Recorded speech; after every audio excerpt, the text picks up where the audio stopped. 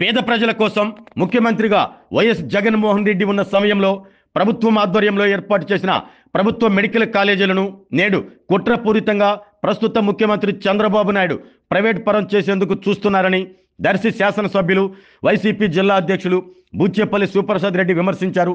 రాష్ట్రంలో medical కాలేజీలను private పరం చేయటాన్ని నిరసిస్తూ ప్రజా ఉద్యమం పేరిట దర్శి నియోజకవర్గ కేంద్రంలో వైఎస్ఆర్ కాంగ్రెస్ పార్టీ ఆధ్వర్యంలో భారీ నిరసన ర్యాలీ చేపట్టారు.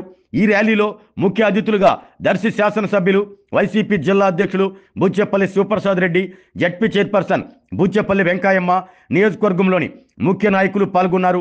పట్టణంలోని వైసీపీ కార్యాలయం నుంచి ఎంఆర్ఓ కార్యాలయం వరకు వైసీపీ శ్రేణులు ప్రభుత్వ మెడికల్ కాలేజీలను ప్రైవేట్ పరం చేయటాన్ని ఆపాలి అంటూ నిరసిస్తూ నిరసన ర్యాలీ చేపట్టి అనంతరం ఎంఆర్ఓకు వినతి పత్రం అందజేశారు.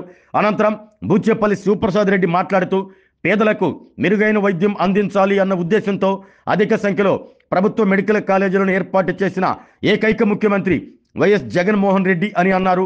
మెడికల్ కాలేజీలు పూర్తయితే వైఎస్ జగన్మోహన్ రెడ్డికి ఎక్కడ పేరు వస్తుంది అన్న దురుద్దేశంతో ప్రస్తుత ముఖ్యమంత్రి చంద్రబాబు నాయుడు మెడికల్ కాలేజీలను ప్రైవేట్ పరం చేసేందుకు కుట్ర పన్నారు అంటూ విమర్శించారు.